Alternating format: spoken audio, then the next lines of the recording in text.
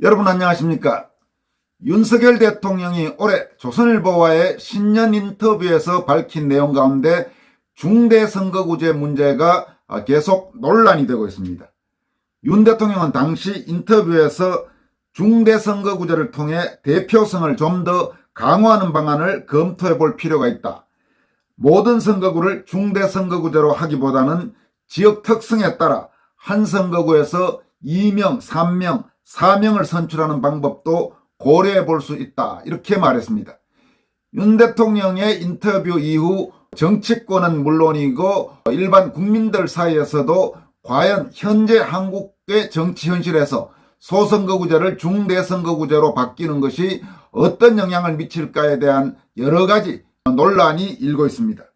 이 문제와 관련해서 좌파에서 우파로 전향한 정치평론가 출신인 주동식 전 국민의힘 광주 서구갑 당협위원장은 현재 한국의 정치 현실에서 표의 결집성 측면에서 좌파와 지역적으로는 호남이 우파와 영남 지역보다 월등히 표의 결집력이 높고 이런 정치 구도에서 소선거구제를 중대선거구제로 바꿀 경우 좌파 진영에 아주 유리한 상황이 초래될 것이라면서 우려를 표명했습니다.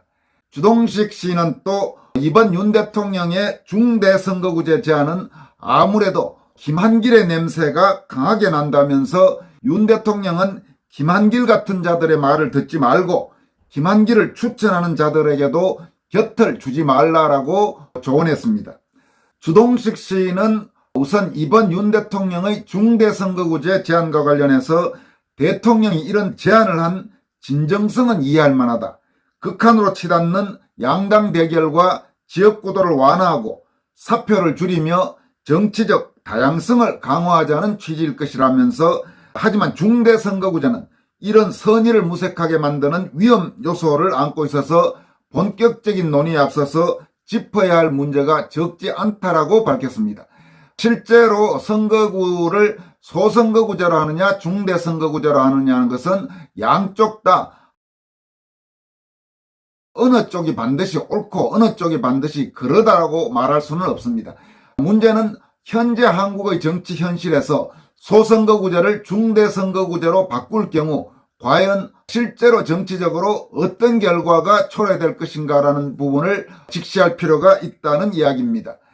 주동식 씨는 중대선거구제는 지난해 6월 치러진 제8회 전국 동시지방선거에서 시험적으로 도입된 바가 있다.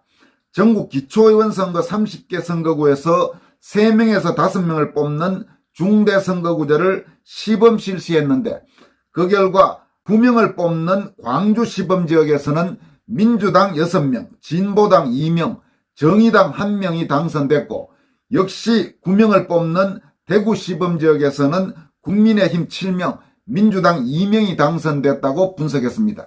그러니까 광주와 대구에서 같이 한번 각각 9명씩 시범적으로 실시했는데 광주에서는 9명이 모두 좌파 성향, 그러니까 민주당, 진보당, 정의당 이렇게 모두 좌파 성향 정당이 당선되고 국민의힘은 한 석도 얻지 못한 반면 대구 지역에서는 국민의힘 7명, 민주당 2명에서 민주당이 일부 의석을 차지한 것으로 나타났다는 것입니다.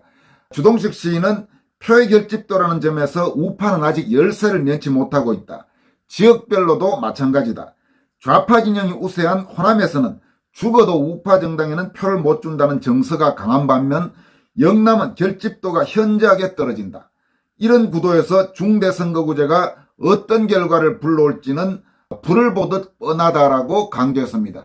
그러니까 지금 호남 지역 같은 경우는 설사 민주당 쪽을 좋아하지 않더라도 죽어도 국민의힘으로 상징되는 비좌파 정당, 우파 정당에는 표를 안 준다는 그런 정서가 강하기 때문에 결국 중대선거구제를 하더라도 국민의힘은 전혀 표를 얻지 못할 가능성이 높다는 이야기입니다. 반면 영남 지역 같은 비호남 지역에서는 이 제도를 도입하면 국민의힘은 어느 정도는 차지하겠지만은 더불어민주당으로 상징되는 좌파 정당들이 상당 부분 표를 잠식하고 의석을 잠식할 가능성이 높다. 지금 이런 이야기입니다.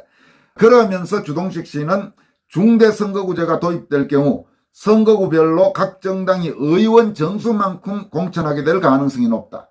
의원 3인을 뽑는 선거구라면 민주당이나 국민의힘도 3명씩 후보를 내는 것이다.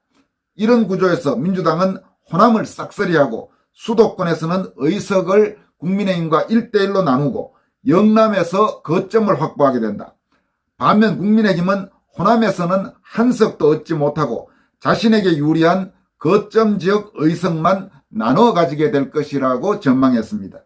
또 양당이 독식하지 못하는 선거구 역시 정의당 등 좌파 정당이 수혜를 입을 가능성이 높다면서 누구를 무엇을 위한 중대선거구인지 의심하게 된다. 정치권에서는 호남을 타겟으로 친여신당을 만들어 정계 개편을 노리는 김한길 씨 얘기도 흘러나온다면서 이 문제는 신중한 논의가 필요하다라고 밝혔습니다. 주동식 씨는 또 이 문제, 즉 중대선거구제 논의와 관련해서 김한길 변수를 거듭 강조하고 있습니다. 주동식 씨는 윤 대통령의 이번 중대선거구제 제안은 아무래도 김한길의 냄새가 강하게 난다. 김한길은 정계 개편의 중심으로 자주 거론된다. 그 무기가 바로 호남권 보수신당이다. 하지만 이 구상이 성공할 가능성은 제로에 수렴한다라고 강조했습니다. 주동식 씨는 윤 대통령이 밝힌 중대선거구제가 김한길의 영향이 큰데 김한길은 소위 호남권 보수신당을 생각하고 있는 것 같은데 그게 성공할 가능성은 사실상 제로라는 이야기입니다. 그러면서 김한길이 정계 개편을 목표로 만든 신당이 다른 곳에서 표를 얻을 가능성은 거의 없다. 유일하게 공략해 볼 수 있는 지역이 호남이다. 적어도 김한길을 중심으로 모여든 무리들은 그렇게 생각한다. 하지만 이건 그냥 이들의 행복 회로일 뿐이다. 망상이자 착각이라는 이야기다라고 비판했습니다. 주동식 씨는 또 지난해 지방선거에서도 기초의원들 대상으로 중대선거구제를 시범 실시했지만 결과는 비참했다면서 아까 말씀드린 대로 호남에서는 민주당과 정의당 등 좌파들이 의석을 독식한 반면 영남에서는 민주당이 국민의힘 의석을 잠식하는 결과가 나왔다라고 말했습니다. 그러면서 이런 결과는 한마디로 표의 결집도 차이에서 나온다. 좌파는 표의 결집도가 우파와 비교할 수 없게 강하다. 한마디로 87 체제의 좌파 헤게모니가 유효하기 때문이다. 그리고 이런 결집도를 유지해주는 가장 강한 동력이 바로 호남 출신들이다. 이들은 죽어도 우파 정당에는 표를 줄 수 없다는 인식으로 똘똘 뭉친 상태라고 진단했습니다. 이어서 게다가 호남 출신들은 대한민국 어느 지역보다 정치적으로 훈련된 유권자다. 이들이 중대선거구제를 어떻게 활용할 것 같은가? 민주당 등 좌파의 의석은 확대하고 우파 의석은 깎아먹는 계기로 활용하게 된다. 죽어가는 민주당의 인공호흡기를 달아주게 된다는 얘기라고 분석했습니다.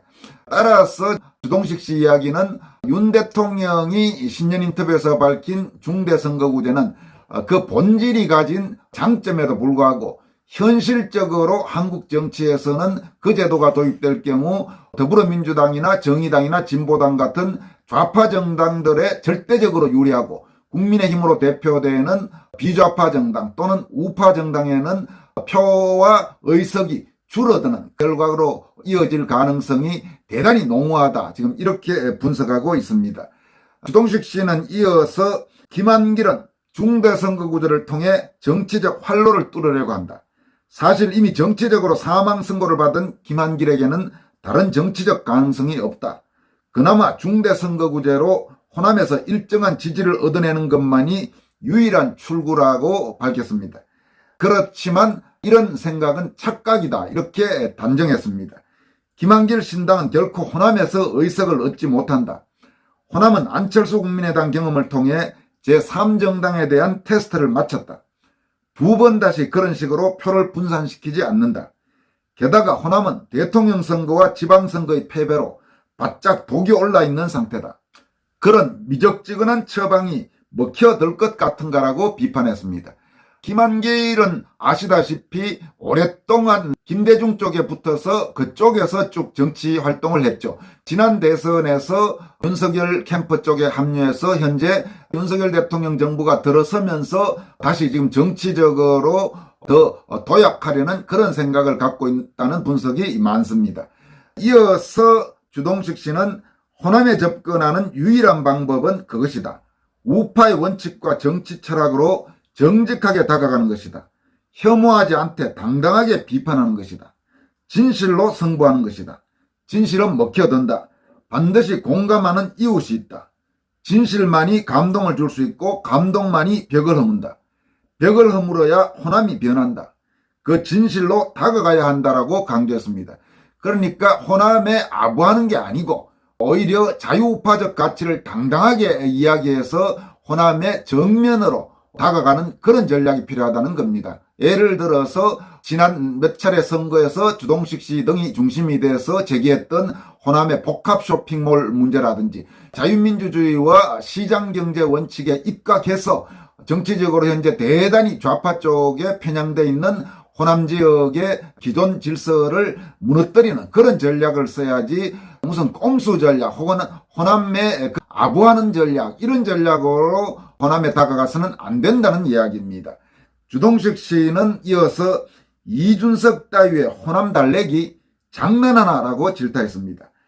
또 호남에 코올리게도 그 따위 수작에는 안 넘어간다.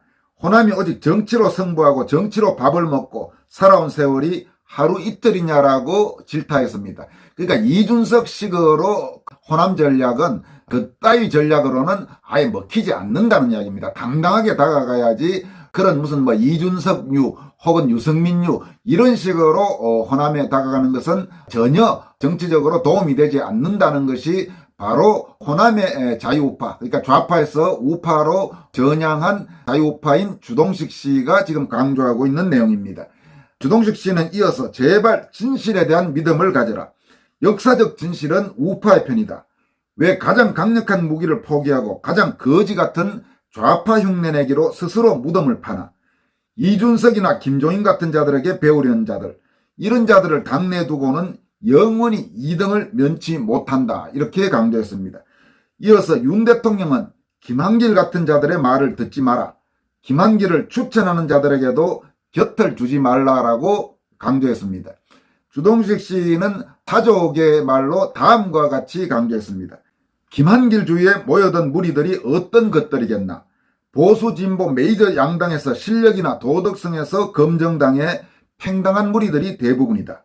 정치 룸팬들은 관에 못질하기 전까지는 은퇴라는 걸 모른다. 정치를 포기하지 못한다. 윤 대통령과 국민의힘 대한민국이 저런 정치 룸팬들의 재물이 되어야 하겠는가 이렇게 강조했습니다.